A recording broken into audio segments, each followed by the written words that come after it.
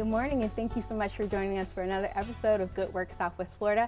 I'm your host, Kayla Bornell, and today in studio I have some amazing guests here with us. How are you guys? Doing great. Great. And if you can just tell us a little bit about yourselves and what you're here today to represent.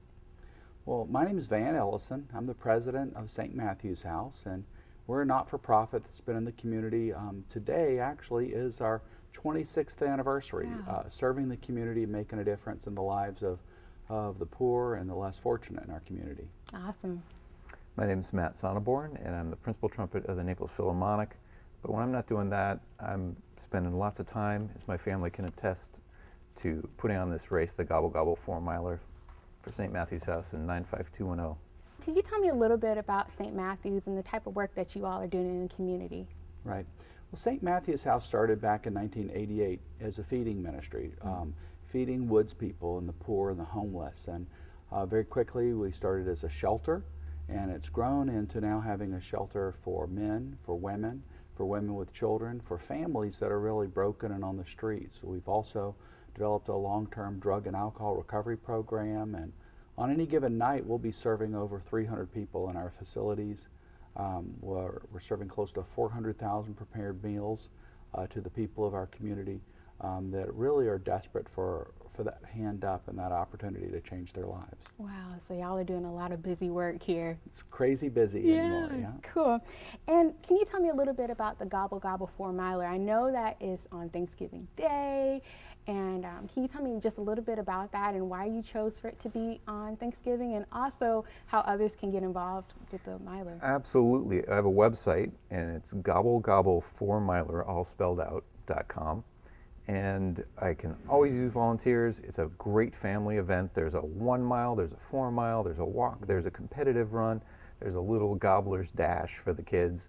Still in diapers, some of them, just a little 100-yard dash. So we've really made it non-intimidating, just lots of fun down at Venetian Village. And you can show up, you can register online at that link. And I saw the pictures from the website. There's people who dress up and who come all decked out in their Thanksgiving gear. What do you think about that? Well, we have a little costume contest just to keep it fun. You know, this is all about family and having a lot of fun together and creating some memories. Perfect. And why did you choose Thanksgiving for the actual date? Well, we're giving back. It's a green event. It's giving to charity. It's just about being together and about being a family, and it's a tradition all across the country. Perfect. And can you tell me about how this 4-miler will benefit St. Matthew's and Kids on the Go? Can you tell me a little bit about that? Absolutely. 100% of the net proceeds go to the charities, and there's also a way, I have a fundraising challenge, so I encourage anyone to go ahead and compete. We'll have a prize for the top fundraiser. Chef Jubinville from St. Matthew's Catering has offered to cook in your house, along with Brian Rowland and David Robbins. And really, it's just a fantastic way to give to those charities. All the money goes to them. Perfect. And can you tell me the proceeds that are going to come from the miler, how will it benefit St. Matthew's? Well, this is one of the big events of the season for us. It starts off the season. If you think about the way the economy and things work here in Collier County, most of the summer months, the early fall, is a struggle for businesses. And the not-for-profits are kind of the same way. And as we launch into the Thanksgiving and the holiday season, what happens with the 4-miler is it gives us an infusion of funds. There's food that's always donated at that event. And those things are really essential. Our pantry shelves are usually bare by the time Thanksgiving's rolling around. And so this is a great way to bring attention to the need in the community, to feed the less fortunate. And we're feeding hundreds of families each week with the groceries that are donated by various groups. And this event is, over the last few years, there have been times when coming into Thanksgiving week, we've been desperate. I mean, it's really a lean budget, and the funds that have been generated through this event have gone a long way to help meet the needs and make sure that the bills are paid and families are cared for and lives are transformed through the goodness of our community. I love the fact that that's kind of the way Thanksgiving started. People rejoicing over the goodness that they had been given, the bounty of the land through God's provision, through friendship, and as people celebrated getting through the rough months and the rough times and the bounty of the harvest. Well, we're still doing that. We do it a little differently since we're not working on farms and hunting so much, but through the efforts of people getting out there sweating and working and celebrating family and just rejoicing together and giving back. Wow, and it sounds like a great event for family and friends and just to go towards an amazing cause. I know with the holiday season coming up, can you tell our viewers a little bit about the type of programs that you have? I know Thanksgiving is right around the corner next week, and Christmas is coming up, and New Year's, and like you said, there's a great need for people in the community who may not have. Can you tell us a little bit about what you guys have planned and coming up? Well, we do a big Thanksgiving turkey giveaway. We had yesterday, Capital Wealth Advisors gave us 1,000 turkeys.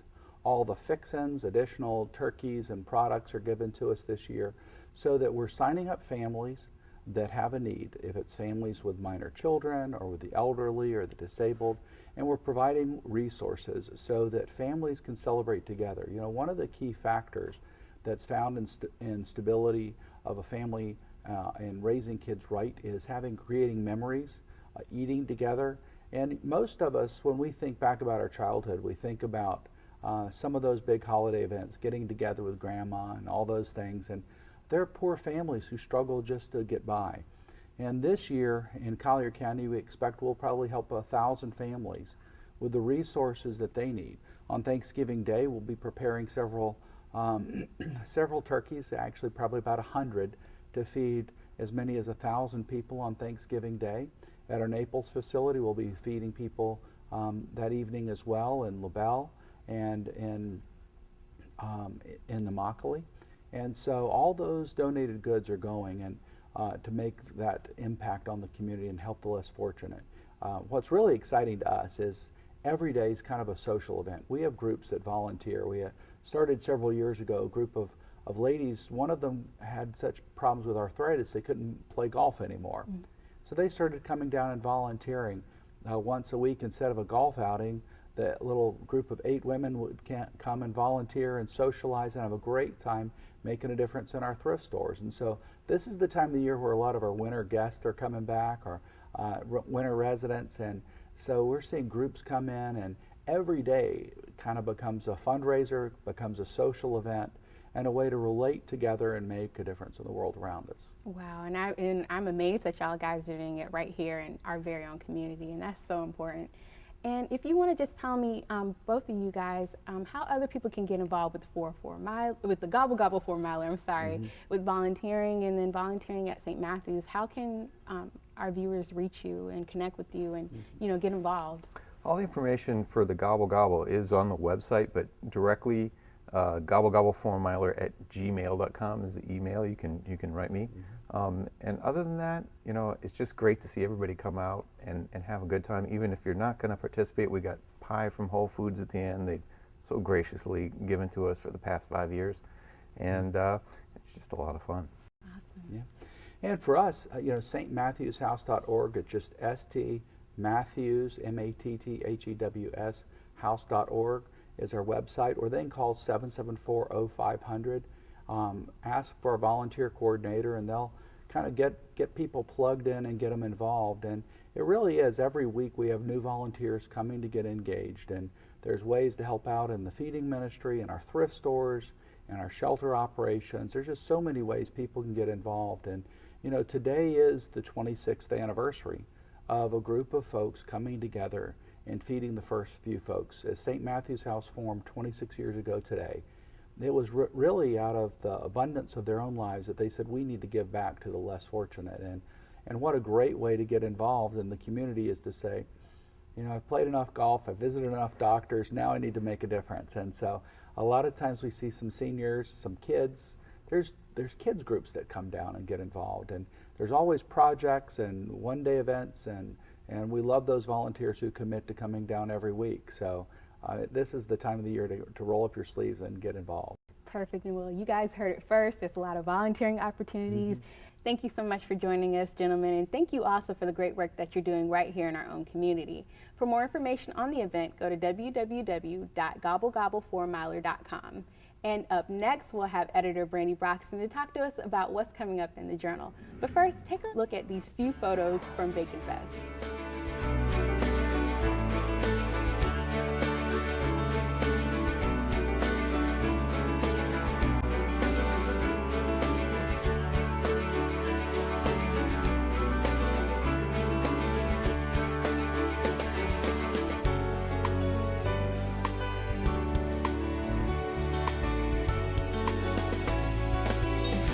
if you have any photos that you would also like to share with us, tweet us, #GoodWorkSouthwestFlorida. Thank you so much for joining us again. And now we have Brandy Broxson, editor of the Journal, here to talk with us today about what she's seeing.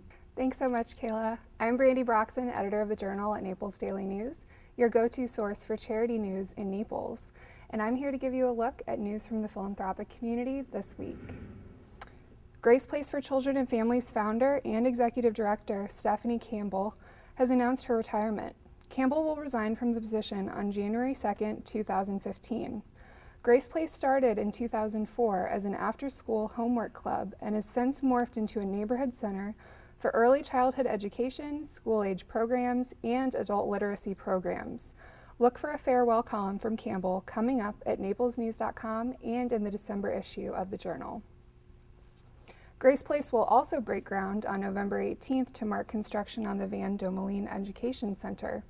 The more than 6,000 square foot, two-story multi-use classroom building is part of a 16,000 square foot expansion for new classroom and program space to serve more students, operate more efficiently and effectively, and to foster learning.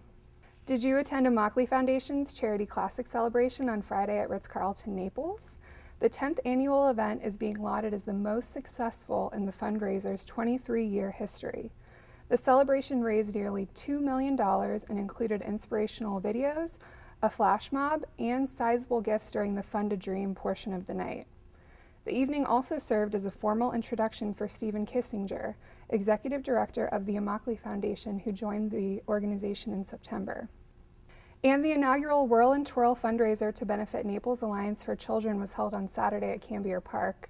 Families hula hooped for a cause and were asked to collect pledges to benefit the nonprofit. Don't miss Kayla Borinell's video from the event.